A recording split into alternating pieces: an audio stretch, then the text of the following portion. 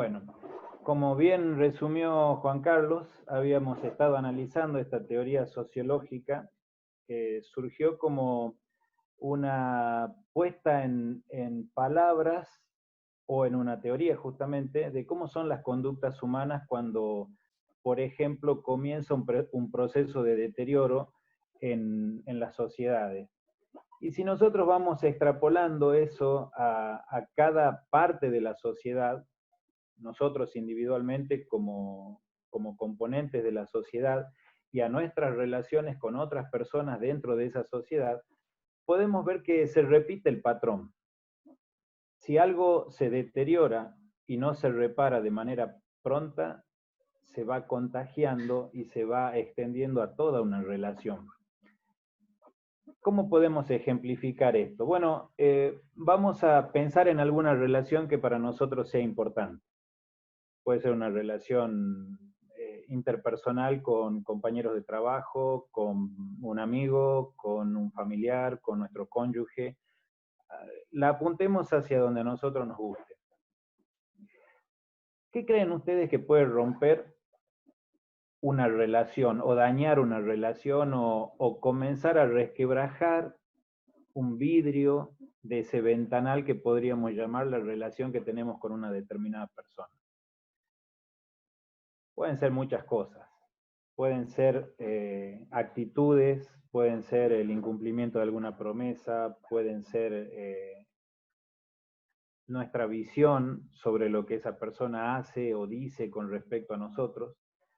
Pero si lo pensamos, siempre va a tener que ver con nuestros juicios personales, con lo que nosotros interpretamos de lo que esa persona está haciendo contra nosotros. Y eso rápidamente produce una emoción que analizamos un poquito la semana pasada, que nos invade porque es biológica y que tiene que ver con el enojo. ¿Qué pasa cuando nos enojamos en una relación con otra persona? ¿Es algo extraño esto de que surja el enojo en una relación que nosotros tenemos con alguien a que apreciamos? No, surge todos los días. Siempre hay algo por lo cual nos enojamos. Es tan común esto que hasta Jesús habló del enojo. Hace como 2000 años dio un discurso muy famoso que se llama el Sermón del Monte o el Sermón de la Montaña, y en una de sus partes él dice que el que sigue enojado o furioso contra su hermano tendría que responder ante el Tribunal de Justicia, el que siga furioso. ¿Qué desprendemos de acá? Que el enojo surge por determinadas circunstancias, pero que aparte de surgir puede ir creciendo. Por ejemplo, hasta el punto de que uno esté furioso con una persona, que ese enojo se transforme en odio. Esto es lo que ocurre cuando no cambiamos rápido el vidrio. Ese vidrio de la relación que se rompió, si nosotros no lo reparamos de manera pronta o lo cambiamos, porque a veces hay cosas que se pueden reparar y hay otras que directamente hay que cambiarlas y vamos a ver este juego qué significa, puede generar odio en una relación, odio hacia una persona con la que antes nos llevábamos bien. ¿Creen ustedes que el odio puede ser peligroso en una relación? ¿Cómo creen que podría impactar el odio si ahora yo a esta persona que antes apreciaba, primero me enojo y después dejo que ese enojo crezca porque no soluciono las cosas y se transforma en odio? ¿Qué puede pasar cuando uno odia a alguien?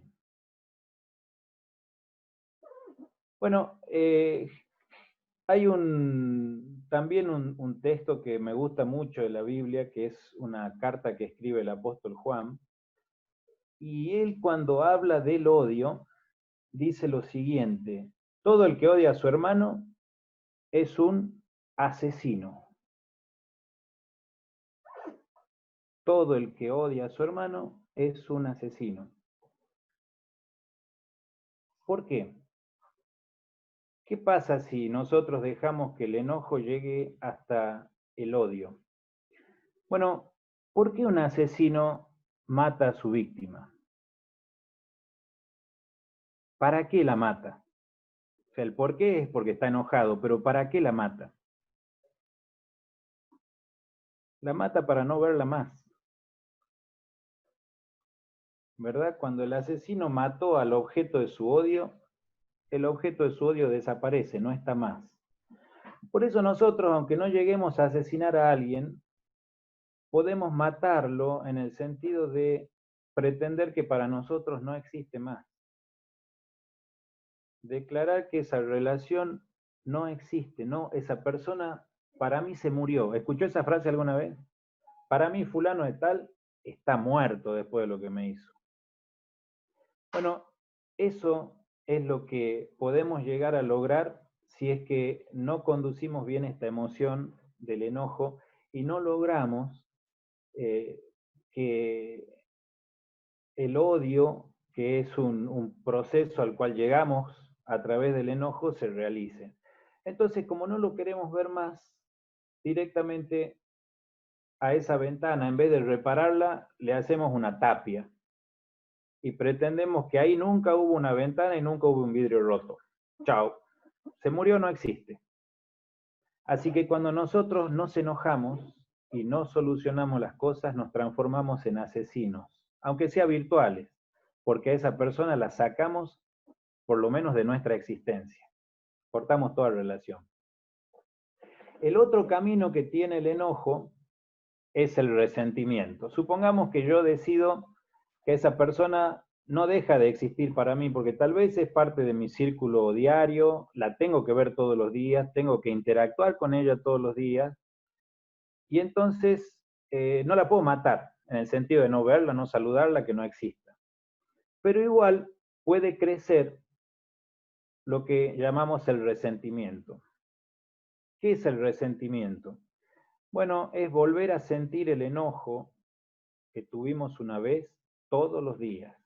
Es decir, cuando no reparamos esa ventana, la seguimos viendo todos los días y esa rajadura que tiene nos recuerda quién la rompió, por qué se rompió, nos recuerda que nos hizo doler, que nos hizo sentir mal, y recordamos todo el proceso y muchas veces incluso en ese proceso de recordar agregamos cosas que empiezan a estar en nuestra mente, que quizás no estuvieron en la realidad de lo que pasó. Pero cada vez que nuestra mente repasa cosas del pasado, van surgiendo nuevos ingredientes que muy probablemente nunca estuvieron en la realidad de lo que pasó. Entonces el resentimiento nos hace vivir a nosotros una situación del pasado todos los días. Y ese es el otro resultado del enojo. Cuando no lo gestionamos apropiadamente con esa persona, no cambiamos el vidrio, lo que pasó es que empezamos a vivir en el pasado. Cuando interactuamos con esa persona, no estamos interactuando con esa persona hoy, sino con el recuerdo que tenemos de lo que esa persona nos hizo. Y entonces todo lo que hagamos con ella va a estar condicionado por lo que pasó antes. Entonces, no importa lo bien que se porte con nosotros, no importa lo bien que nos trate, ni lo bueno que pueda hacer con nosotros, esa persona siempre para nosotros va a vivir en una versión del pasado, cuando nos hizo algo que nos dañó. Así que esos son los dos caminos que habitualmente tiene el enojo. El odio o una versión más moderada que es el resentimiento. Por eso, un recordatorio que nosotros siempre tenemos que tener presente es que no nos vayamos a dormir estando enojados con alguien. Porque cuando nos fuimos a dormir estando enojados con alguien, le damos lugar a esa situación que se llama resentimiento. Mañana cuando nos despertemos y no hayamos arreglado ese asunto va a seguir estando como si fuera el presente, pero en realidad ya pertenece al pasado. Y a veces situaciones de poca importancia se transforman en un mundo de relaciones rotas, simplemente porque no hemos hecho lo necesario para solucionarlos apropiadamente y de manera rápida. Cuando nosotros en nuestra mente empezamos a pensar en lo que pasó y en todas las razones que nosotros creemos que la persona tuvo para hacer lo que hizo.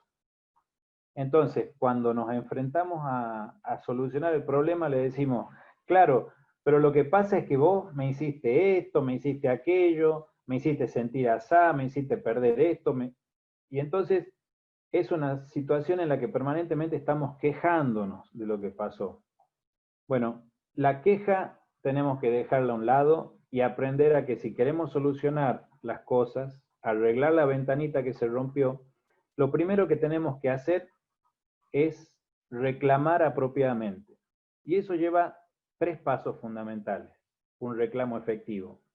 Primero tengo que crear un contexto para hacer un reclamo. ¿Qué significa? Que tengo que hablar a la persona y decirle, mira, necesito hablar con vos por esta situación en particular que a mí me molestó. Entonces, cuando vamos a hablar de la situación, la persona sabe exactamente de qué vamos a hablar, para qué estamos yendo a conversar con ella. Ese es crear el contexto para un reclamo apropiado. Luego tenemos que establecer la causa del enojo. Por ejemplo, quiero hablar con vos porque estoy enojado porque me hiciste tal promesa y no la cumpliste, o porque dijiste tal cosa que no es cierto sobre mí, o porque hiciste tal cosa que me afectó de esta manera en particular. Entonces, le expreso a la persona cuál es mi punto de vista, mi juicio sobre la situación. Y en ese momento se da el lugar para el tercer paso de un reclamo efectivo, que es escuchar lo que el otro tiene que decir. Porque ¿qué pasa si la promesa que nosotros creemos que no se ha cumplido, en realidad desde su punto de vista sí se cumplió y nos explica que sí la cumplió por esto y por esto? ¿O qué pasa si eso que nosotros creemos que dijo, porque nos llegó a nuestros oídos que dijo tal cosa de nosotros, no salió de ella, sino que tal vez fue una tergiversación u otra persona interpretó eso y nos dijo a nosotros? Entonces, el establecer la causa del enojo le da el lugar al otro para que también nos explique cuál es su punto de vista sobre lo que a nosotros en particular nos molesta.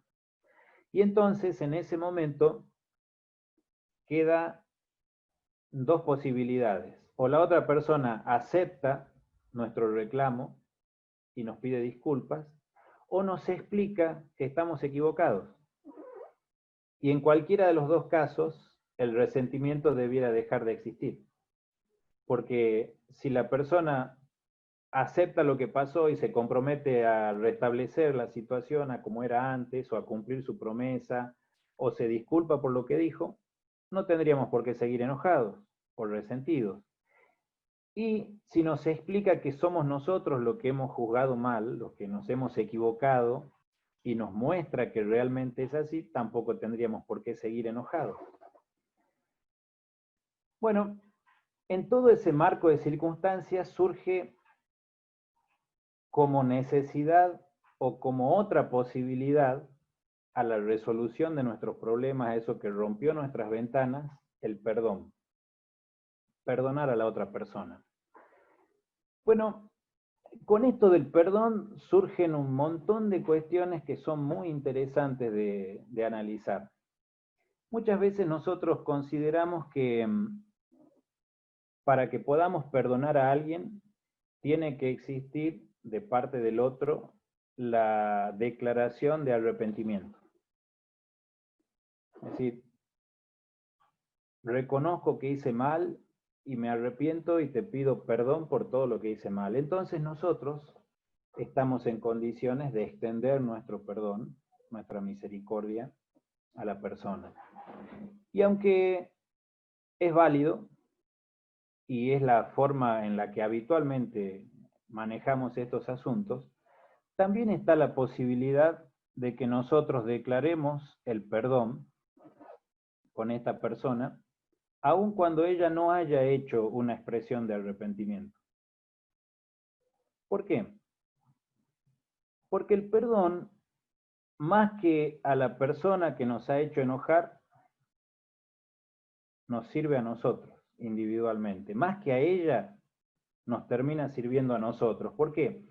Porque dijimos que cuando uno está resentido y enojado, comienza a vivir en el pasado, porque la situación que nos hizo enojar no es parte del presente, es parte de algo que ya no forma parte del hoy, sino que es algo que pasó antes.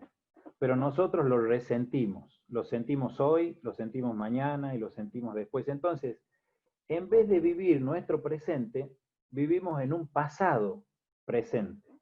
Todo el tiempo estamos con esa persona en una situación que pertenece al pasado. Cuando nosotros declaramos que perdonamos a esta persona, independientemente de su arrepentimiento, simplemente lo que nos estamos comprometiendo a hacer es a romper esa cadena que nos estaba uniendo al pasado.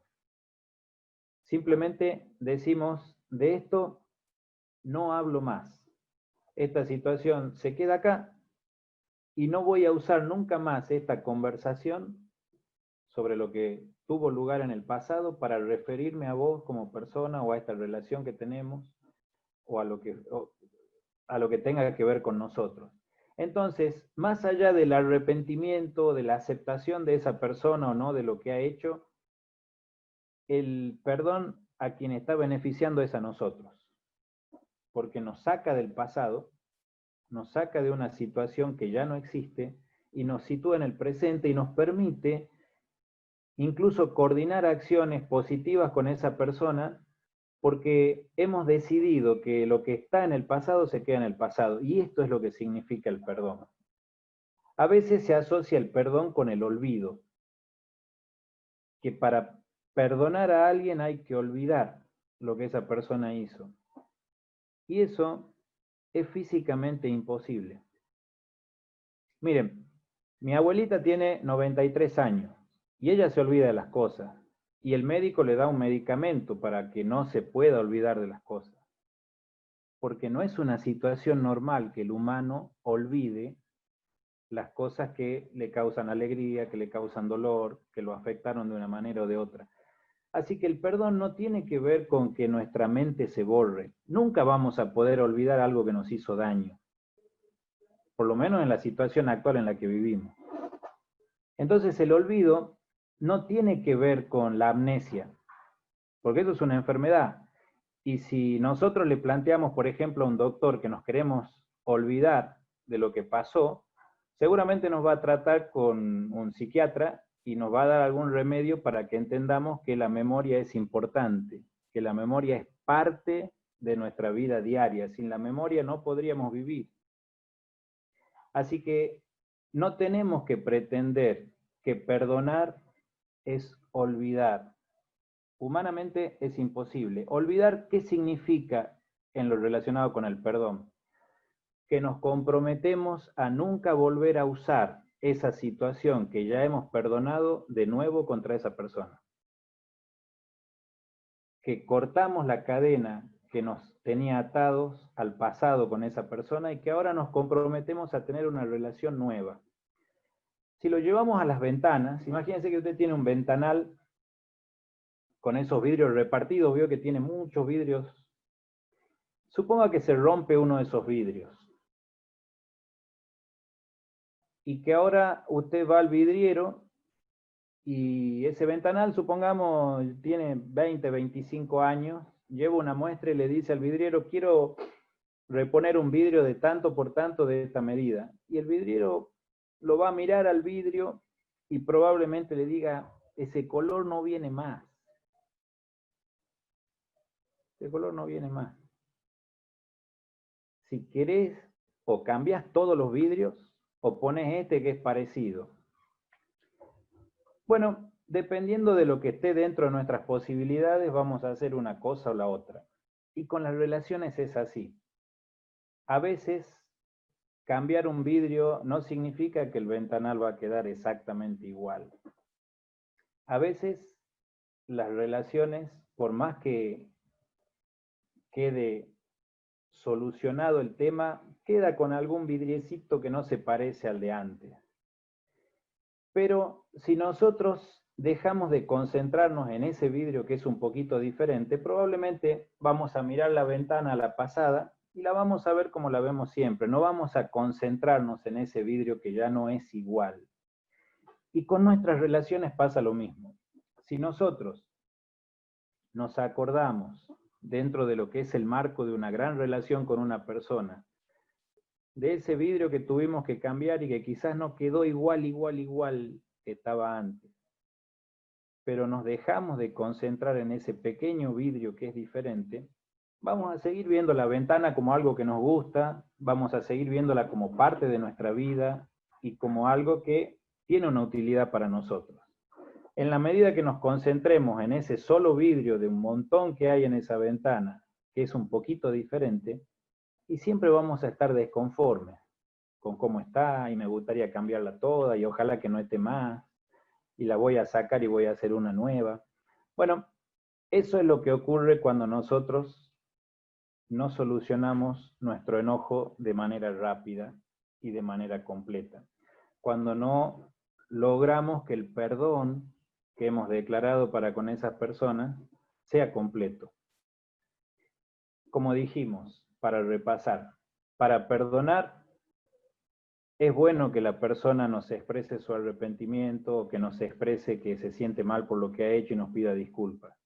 Pero tampoco es necesario para poder tener una buena relación con ella en el futuro. Porque el perdón depende de nosotros, de que nosotros estemos dispuestos a no mirar esa situación en lo sucesivo y a no concentrarnos en esa situación. Y por otro lado, no requiere que nos olvidemos de las cosas.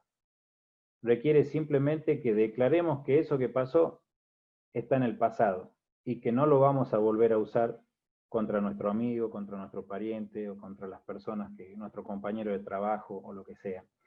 Así que de esta manera, si nosotros aplicamos un poquito estos conceptos de solucionar las cosas rápido, hablarlas con las personas, ser claros en lo que nos molesta, porque tampoco es cuestión de, por ejemplo, tener una mala actitud y que cuando nos pregunte la persona, ¿qué te pasa?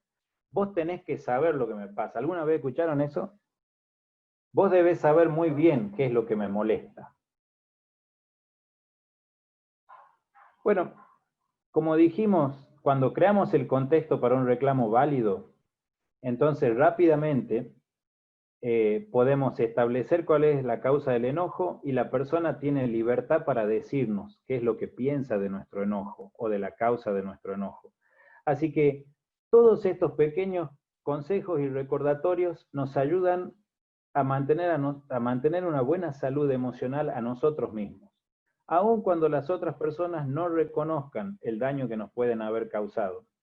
El dejar las cosas en el pasado es cortar esa cadena de resentimiento que nos une a situaciones que ya no podemos controlar porque al pasado no lo podemos controlar, solamente podemos controlar qué hacemos de acá para adelante. Y eso depende de nosotros, individualmente. Así que en lo que dependa de nosotros, nos ocupemos siempre en cambiar esos pequeños vidrios que se van rompiendo y no dejemos que todo el ventanal se destruya para siempre. A mí es que este tema me encanta, pero me surgen un montón de preguntas que entiendo que, claro, no se pueden responder todas. Pero una muy importante que yo veo es, por ejemplo, tú hablas mucho de ir a la persona, de hablar, explicarle el contexto, no sé qué, intentar zanjar la cosa. Pero, ¿y si la persona no quiere hablar?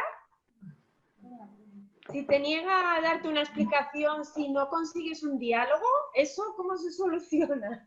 Y bueno, ahí es donde entraba la cuestión de que hay perdones que no necesitan el arrepentimiento de la otra persona. Vale. Porque cuando nosotros no podemos solucionar la situación porque la otra persona no nos da el lugar de hacerlo, lo único que nos queda como alternativa a nosotros es declarar que esa situación de aquí en más la vamos a dejar en el pasado, e incluso que si esa persona a nosotros nos hace daño y quizás tenemos que tener, digamos, algún trato con ella porque se hace necesario o obligatorio, por ejemplo, un compañero de trabajo, un compañero de escuela, no nos podemos cambiar de escuela o de trabajo porque una persona nos afectó. Bueno, simplemente lo que podemos terminar haciendo es declarando que esa relación en lo personal no va a ir más fuera de lo que es el ámbito exclusivo del trabajo o de la escuela o de la convivencia mínima que eso requiere, o podemos declarar, como decíamos antes, que perdonamos, aunque la persona no haya expresado su arrepentimiento, en el sentido de que dejamos eso atrás y de aquí en más o creamos una relación nueva o no creamos ninguna relación con esa persona.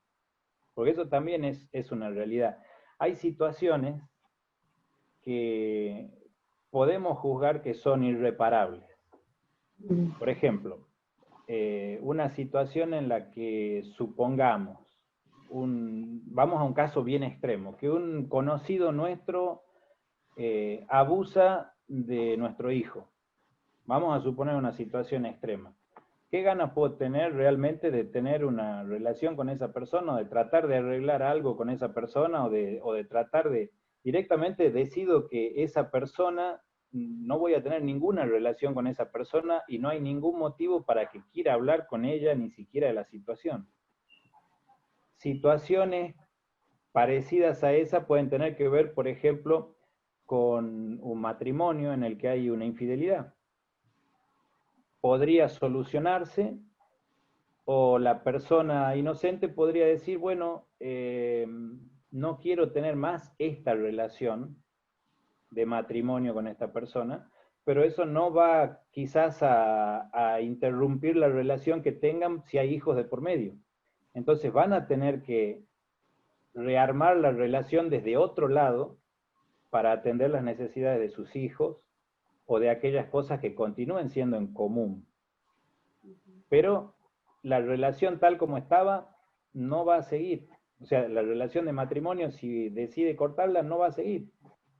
Entonces, las conversaciones siempre van a estar en cuanto a qué voy a hacer, y va a depender de cada caso y de la gravedad con la que se nos ha ofendido. El tema es que muchas veces rompemos relaciones por cosas de muy poca importancia, por malentendidos, por malos entendidos, por ofensas que creemos que nos han hecho, por situaciones que a nosotros sí nos han afectado, pero que no eran de una valía suficiente como para cortar una relación. Entonces, lo que hemos estado repasando son para estas cuestiones que son más domésticas y más de todos los días. Las otras situaciones graves van a requerir un análisis más pormenorizado y quizás mucho más tiempo para que la situación se revierta, se mejore, se arregle o no. Pero siempre está la posibilidad de que la relación nunca vuelva al punto de partida. ¿Sí, Atilio? Sí, me gustó la parte esa que dijiste cuando uno va al vidriero y el vidriero nos dice, no tengo más de ese color, ¿no? Ese vidrio de ese color. Entonces ahora ya sonamos y tenemos que emparcharlo y se va a notar que pusimos un vidrio y bueno, y ahora hay un pequeño contraste, ¿no? Entonces, lo bueno de todo esto que mencionaste es de evitarlo antes para que no suceda, ¿no? Y si sucede, apurarnos a que antes se acabe el vidrio, desaparezca esa clase de vidrio, poder arreglarlo, ¿no? Me gustó muy bueno esa parte.